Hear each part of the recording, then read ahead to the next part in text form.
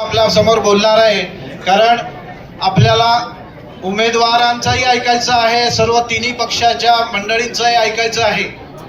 मी कार्यकर्त्यांना आणि लोकसभेमध्ये सर्वात जास्त मोठा जिल्हा जर असेल तो डॉक्टर श्रीकांत शिंदे साहेब, सन्माननीय व्यासपीठ आणि सर्व कार्यकर्ते बंधू भगिनी, मतदारसंघ येतात 142 कल्याणपूर आणि 143 डोंबिवली, हे 3 विधानसभा मतदारसंघ या कल्याण लोकसभेत कल्याण डोंबिवली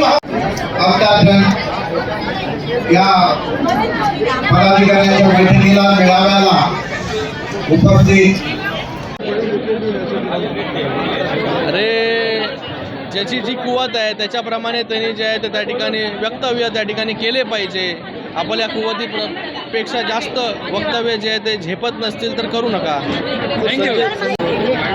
बूथ रचना जी आहे, जर बूथ रचनेवरती प्रत्येक पक्षाने चांगल्या प्रकारे काम केलं तर त्याच्यातूनच जे आहे हे 70-80 हजार जे आहे हे कार्यकर्ते जे आहे ते त्या ठिकाणी तिन्ही पक्ष मिळून जे आहे ते त्या ठिकाणी मिळतील आणि त्याच्याने जे आहे हे प्रत्येक बूथपर्यंत प्रत्येक वोटरपर्यंत जे आहे हे आपल्याला त्या ठिकाणी पोचता येईल। आज या कल्याण लोकसभेमध्ये कल्याण पूर्व, कल्याण ग्रामीण आणि डोंबिवली या सगळ्या विधानसभेमधील सर्व प्रमुख पदाधिकारी कार्यकर्ते आज या ठिकाणी प्रमोद हिंदूराव साहेब आहेत, हनुमंते साहेब आहेत, त्याचबरोबर आप्पा शिंदे आहेत, यांच्या नेतृत्वाखाली जे आहे या ठिकाणी राष्ट्रवादीचा मेळावा जे त्या ठिकाणी संपन्न झाला आणि राष्ट्रवादीची ताकद देखील या मतदारसंघात मोठ्या प्रमाणामध्ये आहे हे या ठिकाणी या मेळाव्यावरून आपल्याला दिसून येतं। या ठिकाणी हॉल जो घेतला होता तो हॉल जो आहे तो ओसंडून त्या ठिकाणी वाहत होता आणि कार्यकर्त्यांमध्ये आणि पदाधिकाऱ्यांमध्ये जे आहे हे मोठा उत्साह आहे या कल्याण लोकसभेच्या इलेक्शनला घेऊन।